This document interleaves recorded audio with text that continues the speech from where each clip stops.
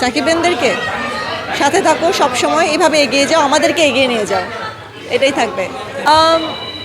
এদিকে বলে দরকার ছিল এবং ছিল না, মানে এটা বললে ভুল হবে। থাকলে ভালো হতো, বাট নেই। তাতেও আমি এটা আমার মনে হয় না যে খুব একটা ইফেক্ট পড়েছে বরবাদের উপরে। বাট কারণ ইদিকার সবচেয়ে বড় প্রমোশন হচ্ছে ইদিকা নিজেই। ইদিকার যে অ্যাক্টিং, ওর যেই স্কিলস, ওটাই সবচেয়ে বড় প্রমোশন। সিনেমার যেই যতটুকু ফুটেজে আপনারা দেখেছেন সিনেমার আগে, ওটাই ওর জন্য অনেক বড় প্রচারণা ছিল। না, ইদিকা পাল তো এখন শুটিং করছে, রাঘু ডাকাতে শুটিং করছে, বড় একটা সিনেমা হচ্ছে। তো আমি বললে ডেফিনেটলি ও কোনো না কোনোভাবে ও শুটিং থেকে সময় বের করে নিয়ে আসবে। ও আমাকে যথেষ্ট হেল্প করেছে ব্যাপারে, মানে যখনই আমি বলেছি ওর কোনো না কোনোভাবে একটা ডেট বের করে আমার জন্য কাজ করেছে, ও শুটিংয়ের মাঝখানেও কাজ করেছে। বাট আমি এখন বলবো না, কারণ এখন তো প্রচারণার ব্যাপার, আর সিনেমাটা রিলিজ হয়ে গেছে, এখন আর প্রচারণা করার মতো তেমন কিছু নেই।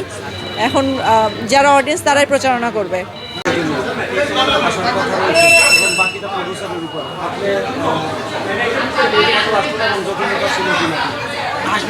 কে? ইদিকা পাল।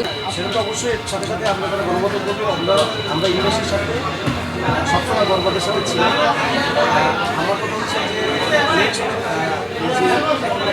যে বাজার চলতেছে এবং ব্যাপক সিনেমা, ব্যয়বহুল সিনেমা, সেখানে দরকার ছিল কিনা।